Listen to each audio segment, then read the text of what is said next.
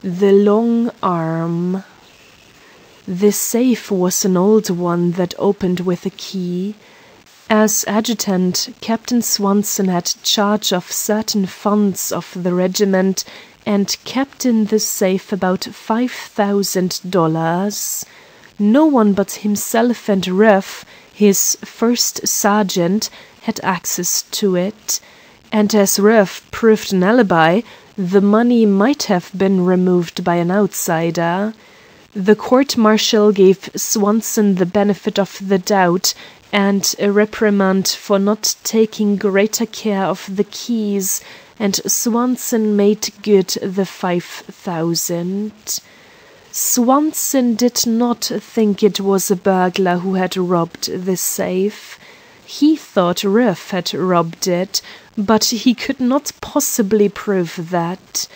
At the time of the robbery, Ruff was outside the Presidio, in uniform, at a moving picture show in San Francisco.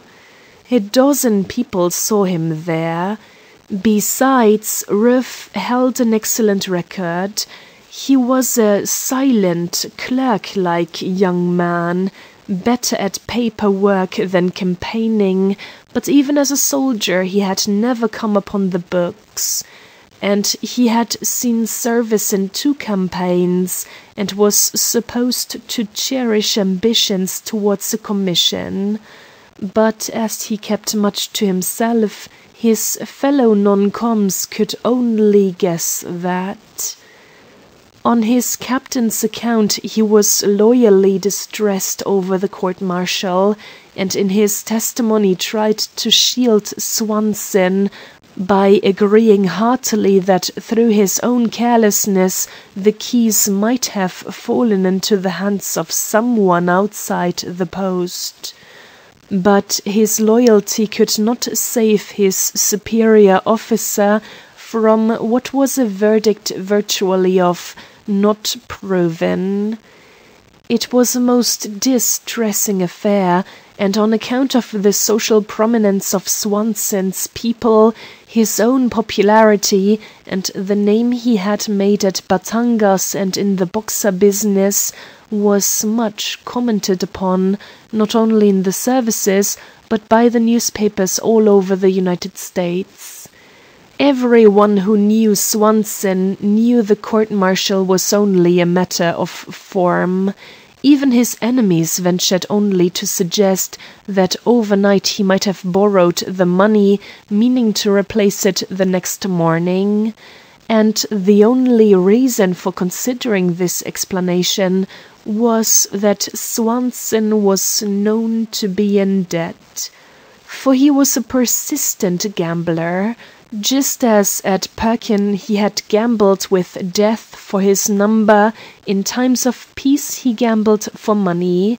It was always his own money.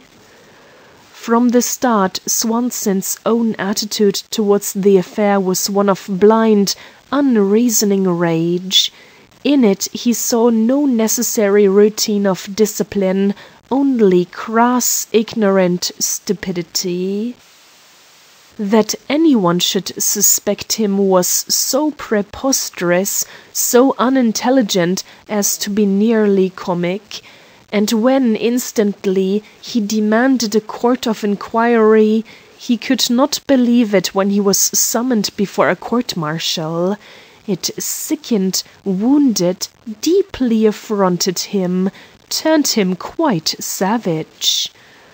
On his stand, his attitude and answers were so insolent that his old friend and classmate, Captain Copley, who was acting as his counsel, would gladly have kicked him. The findings of the court-martial that neither cleared nor condemned, and the reprimand were an intolerable insult to his feelings, and in a fit of bitter disgust with the service and every one in it, Swanson resigned. Of course, the moment he had done so he was sorry. Swanson's thought was that he could no longer associate with anyone who could believe him capable of theft. It was his idea of showing his own opinion of himself and the army. But no one saw it in that light. On the contrary, people said, "Swanson has been allowed to resign." In the army, voluntarily resigning and being allowed to resign lest greater evil befalls are two vastly different things. And when it was too late, no one than Swanson saw that more clearly. His anger gave way to extreme morbidness. He believed that in resigning he had assured everyone of his guilt. In every friend and stranger he saw a man who doubted him. He imagined snubs, rebuffs, and coldness. His morbidness fastened upon his mind like a parasite upon a tree, and the brain sickened. When men and women glanced at his alert, well set up figure and shoulders, that even when he wore cits seemed to support epaulets, and smiled approvingly, Swanson thought they sneered. In a week he longed to be back in the army with a homesickness that made every one who belonged to it his enemy. He left San Francisco, where he was known to all, and traveled south through Texas, and then to New Orleans and Florida. He never could recall this period with clearness. He remembered changing from one train to another, from one hotel to the next. Nothing impressed itself upon him. For what he had lost, nothing could give consolation. Without honor, life held no charm. And he believed that in the eyes of all men he was a thief, a pariah, and an outcast. He had been in Cuba with the Army of Occupation, and of that beautiful island had grown foolishly fond. He was familiar with every part of it, and he believed in one or another of its pretty ports. He could so completely hide himself that no one could intrude upon his misery. In the States, in the newspapers, he seemed to read only of those places where he had seen service, of those places and friends and associates he most loved. In the little Cuban village in which he would bury himself, he would cut himself off from all newspapers, from all who knew him, from those who had been his friends, and those who knew his name only to connect it with a scandal. On his way from Port Tampa to Cuba, the boat stopped at Key West, and for the hour in which she discharged cargo, Swanson went ashore and wandered aimlessly.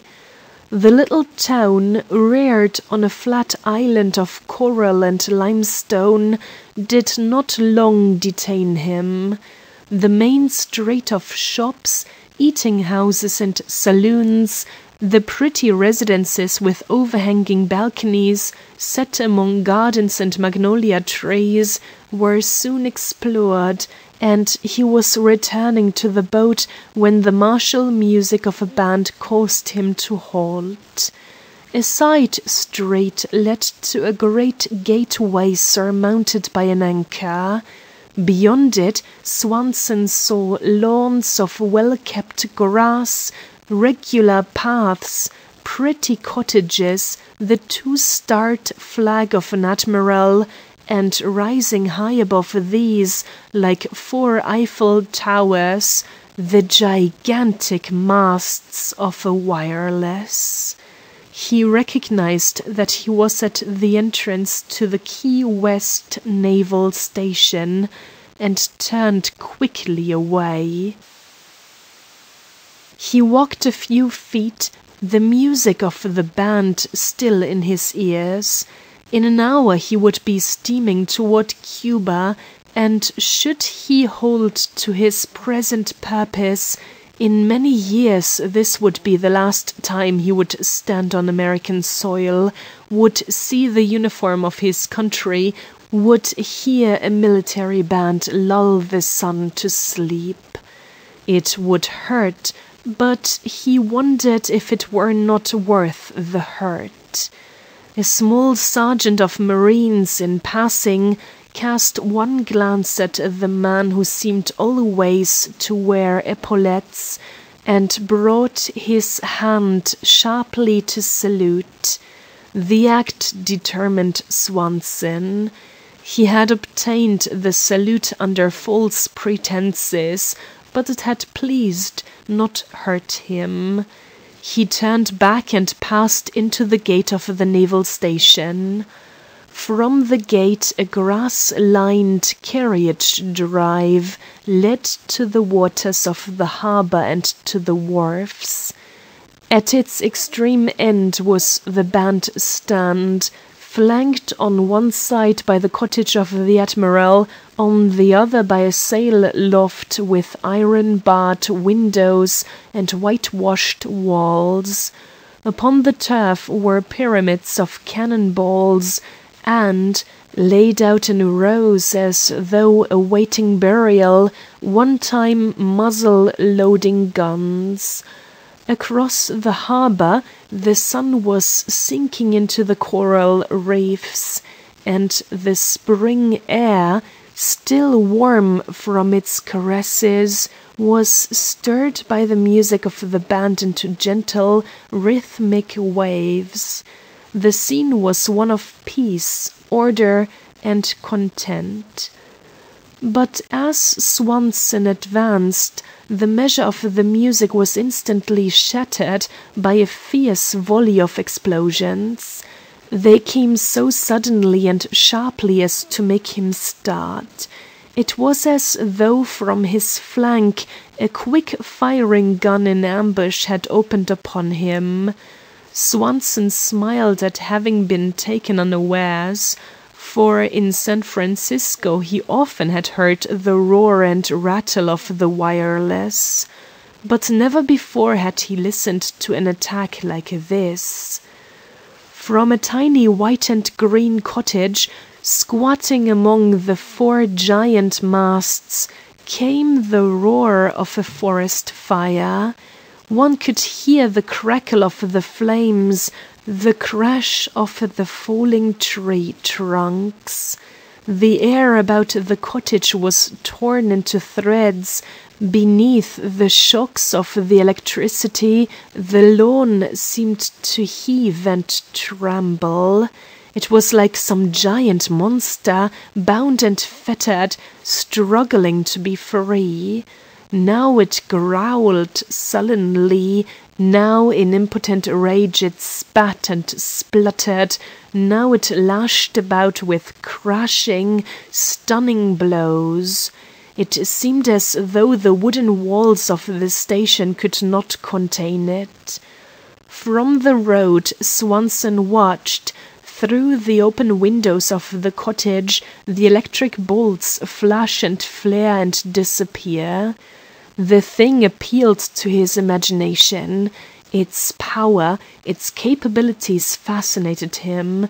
In it he saw a hungry monster reaching out to every corner of the continent and devouring the news of the world, feeding upon tales of shipwreck and disaster, lingering over some dainty morsel of scandal, snatching from ships and cities 2,000 miles away the thrice-told tale of a conflagration, the score of a baseball match, the fall of a cabinet, the assassination of a king.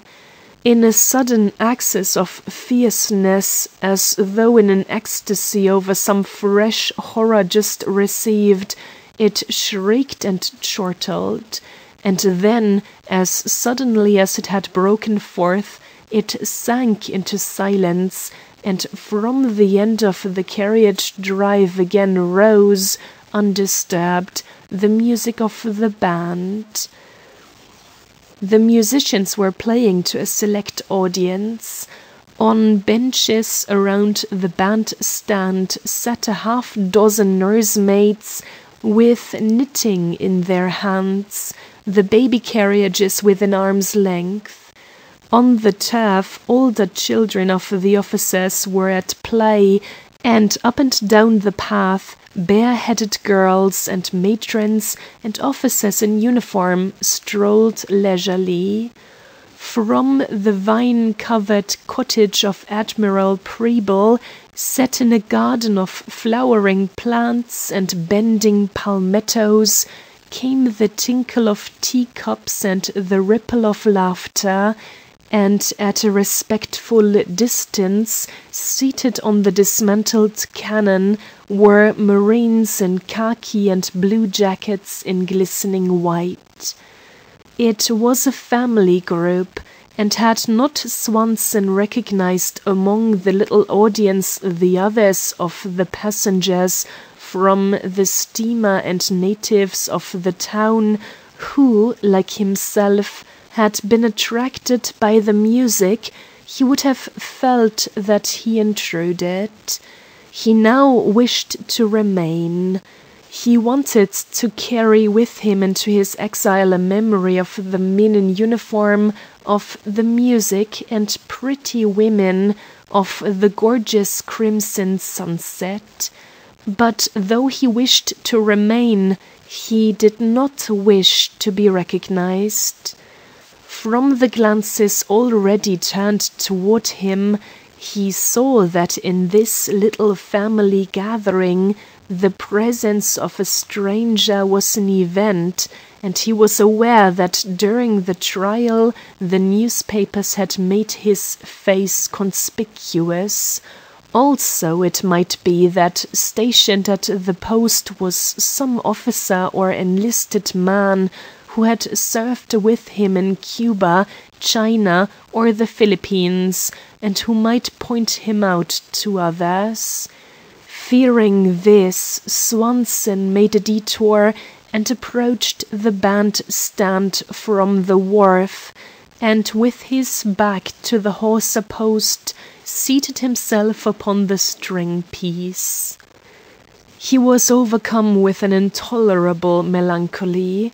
From where he sat he could see, softened into shadows by the wire screens of the veranda, Admiral Preble and his wife and their guests at tea. A month before, he would have reported to the Admiral as the commandant of the station and paid his respects. Now he could not do that, at least not without inviting a rebuff. A month before, he need only have shown his card to the Admiral's orderly, and the orderly and the guard and the officers' mess and the Admiral himself would have turned the post upside down to do him honor. But of what avail now was his record in 3 campaigns? Of what avail now was his Medal of Honor? They now knew him as Swanson, who had been court-martialed, who had been allowed to resign, who had left the army for the army's good. They knew him as a civilian without rank or authority, as an ex-officer who had robbed his brother officers, as an outcast. His position, as his morbid mind thus distorted it, tempted Swanson no longer.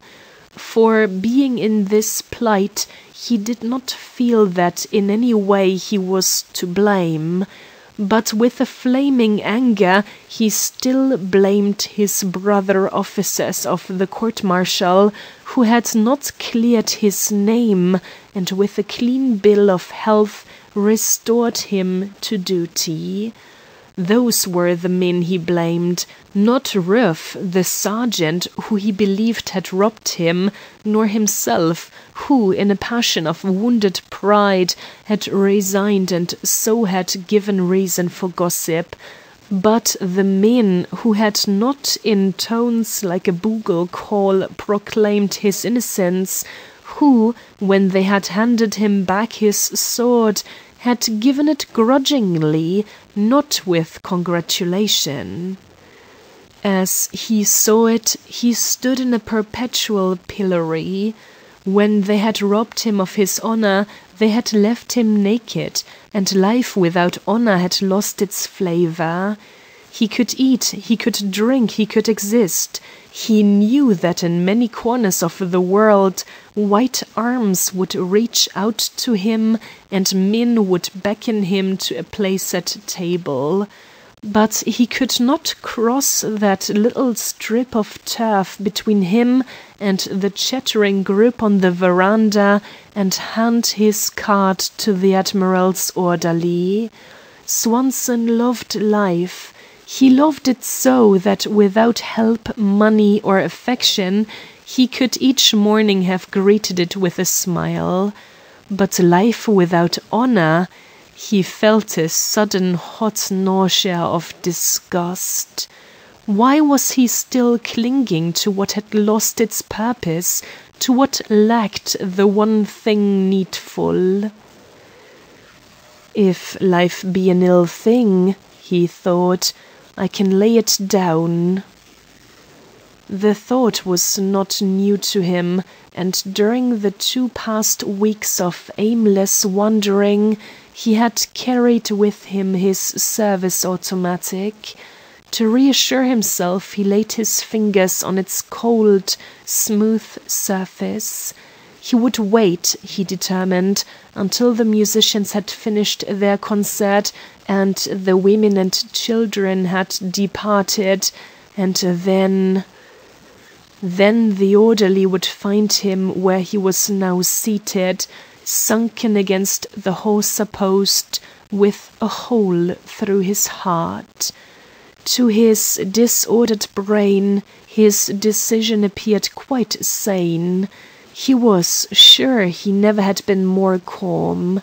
And as he prepared himself for death, he assured himself that for one of his standard no other choice was possible. Thoughts of the active past, or of what distress in the future his act would bring to others, did not disturb him. The thing had to be. No one lost more heavily than himself, and regrets were cowardly. He counted the money he had on his person, and was pleased to find there was enough to pay for what services others must soon render him. In his pockets were letters, cards, a cigarette case, each of which would tell his identity. He had no wish to conceal it, for of what he was about to do he was not ashamed. It was not his act. He would not have died by his own hand. To his unbalanced brain, the officers of the court-martial were responsible. It was they who had killed him. As he saw it, they had made his death as inevitable as though they had sentenced him to be shot at sunrise. A line from "The Drums of the Fore and Aft" came back to him. Often he had quoted it when someone in the service had suffered through the fault of others. It was the death cry of the boy officer, Devlin. The knives of the Ghazi had cut him down, but it was his own people's abandoning him in terror that had killed him. And so, with a sob, he flung the line at the retreating backs of his comrade. "You've killed me, you cowards!" Swanson, nursing his anger, repeated this savagely. He wished he could bring it home to those men of the court-martial. He wished he could make them know that his death lay at their door. He determined that they should know. On one of his visiting cards he penciled, "To the officers of my court-martial, you've killed me, you cowards." He placed the card in the pocket of his waistcoat. They would find it just above the place where the bullet would burn the cloth. The band was playing Auf Wiedersehen, and the waltz carried with it the sadness that had made people call the man who wrote it the Waltz King. Swanson listened gratefully. He was glad that before he went out his last mood had been of regret and gentleness. The sting of his anger had departed, the music soothed and sobered him. It had been a very good world. Until he had broken the spine of things, it had treated him well, far better, he admitted, than he deserved. There were many in it who had been kind, to whom he was grateful. He wished there was some way by which he could let them know that. As though in answer to his wish, from across the parade ground the wireless again began to crash and crackle, but now Swanson was at a greater distance from it, and the sighing rhythm of the waltz was not interrupted. Swanson considered to whom he might send a farewell message, but as in his mind he passed from one friend to another, he saw that to each such a greeting could bring only distress. He decided it was the music that had led him astray. This was no moment for false sentiment. He let his hand close upon the pistol. The audience now was dispersing. The musicians were taking apart their music racks, and from the steps of the vine-covered veranda, Admiral Preble was bidding the friends of his wife adieu. At his side his aide, young, alert, confident, with ill-concealed impatience awaited their departure. Swanson found that he resented the aide. He resented the manner in which he speeded the parting guests. Even if there were matters of importance he was anxious to communicate to the chief, he need not make it plain to the womenfolk that they were in the way. When, a month before, he had been adjutant, in a like situation he would have shown more self-command. He disapproved of the aide entirely. He resented the fact that he was as young as himself, that he was in uniform, that he was an aide. Swanson certainly hoped that when he was in uniform he had not looked so much the conquering hero, so self-satisfied, so supercilious. With a smile he wondered why, at such a moment, a man he had never seen before, and never would see again, should so disturb him. In his heart he knew. The aide was going forward just where he was leaving off. The ribbons on the tunic of the aide, the straps on his shoulders, told Swanson that they had served in the same campaigns, that they were of the same relative rank, and that when he himself, had he remained in the service, would have been a brigadier general, the aide would command a battleship.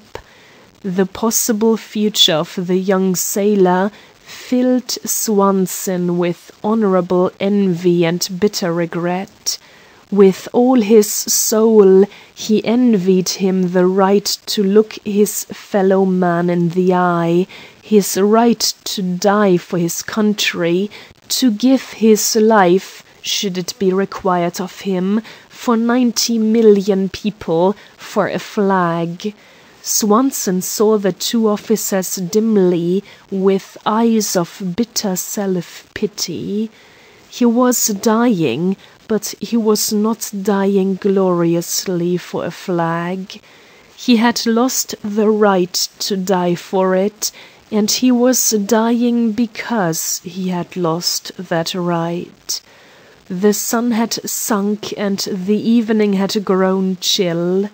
At the wharf where the steamer lay on which he had arrived, but on which he was not to depart, the electric cargo lights were already burning. But for what Swanson had to do, there still was light enough. From his breast pocket he took the card on which he had written his message to his brother officers, read and re-read it, and replaced it. Save for the Admiral and his aide at the steps of the cottage, and a bare-headed bluejacket who was reporting to them, and the Admiral's orderly who was walking towards Swanson, no one was in sight. Still seated upon the string piece of the wharf, Swanson so moved that his back was toward the four men. The moment seemed propitious, almost as though it had been prearranged, for with such an audience, for his taking off no other person could be blamed. There would be no question but that death had been self-inflicted. Approaching from behind him, Swanson heard the brisk step of the orderly drawing rapidly nearer. He wondered if the wharf were government property, if he were trespassing, and if for that reason the man had been sent to order him away. He considered bitterly that the government grudged him a place even in which to die. Well, he would not for long be a trespasser.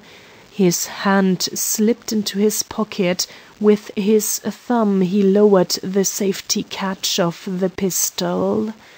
But the hand with the pistol in it did not leave his pocket. The steps of the orderly had come to a sudden silence. Raising his head heavily, Swanson saw the man, with his eyes fixed upon him, standing at a salute. They had first made his life unsupportable, Swanson thought. Now they would not let him leave it. "Captain Swanson, sir?" asked the orderly. Swanson did not speak or move. "The Admiral's compliments, sir," snapped the orderly. "And will the captain please speak with him?" Still Swanson did not move. He felt that the breaking point of his self-control had come. This impertinent interruption, this thrusting into the last few seconds of his life of a reminder of all that he had lost, this futile postponement of his end, was cruel, unhuman, unthinkable. The pistol was still in his hand. He had but to draw it and press it close, and before the Marine could leap upon him, he would have escaped. From behind, approaching hurriedly, came the sound of impatient footsteps. The orderly stiffened to attention. "The Admiral," he warned. 12 years of discipline, 12 years of recognition of authority, 12 years of deference to superior officers dragged Swanson's hand from his pistol and lifted him to his feet. As he turned, Admiral Preble, the aide, and the bare-headed bluejacket were close upon him. The Admiral's face beamed. His eyes were young with pleasurable excitement. With the eagerness of a boy, he waved aside formal greetings. "My dear Swanson," he cried, "I assure you it's a most astonishing, most curious coincidence. See this man?" He flung out his arm at the blue jacket. "He is my wireless chief. He was wireless operator on the transport that took you to Manila. When you came in here this afternoon, he recognized you. Half an hour later, he picks up a message, picks it up 2,000 miles from here, from San Francisco. Associated Press news. It concerns you, that is, not really concerns you, but we thought. As though signaling for help, the Admiral glanced unhappily at his aide. "We thought you'd like to know. Of course, to us," he added hastily, "it's quite superfluous, but—" The aide coughed apologetically. "You might read, sir," he suggested. "What? Exactly. Quite so," cried the Admiral. In the fading light he held close to his eyes a piece of paper. "San Francisco, April 20," he read. "Riff, First Sergeant, shot himself here today, leaving written confession theft of regimental funds for which Swanson, Captain, lately court-martialed. Money found intact in Ruff's mattress. Innocence of Swanson never questioned, but dissatisfied with findings of court-martial has left army. Brother officers making every effort to find him and persuade return." The Admiral sighed happily. "And my wife," he added, with an impressiveness that was intended to show he had at last arrived at the important part of his message, "says you are to stay for dinner." Abruptly, rudely, Swanson swung upon his heel and turned his face from the Admiral. His head was thrown back, his arms held rigid at his sides. In slow, deep breaths, like one who had been dragged from drowning, he drank in the salt, chill air.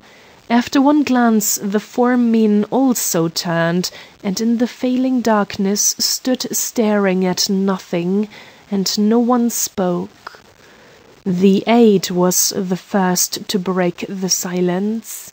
In a polite tone, as though he were continuing a conversation which had not been interrupted, he addressed the Admiral.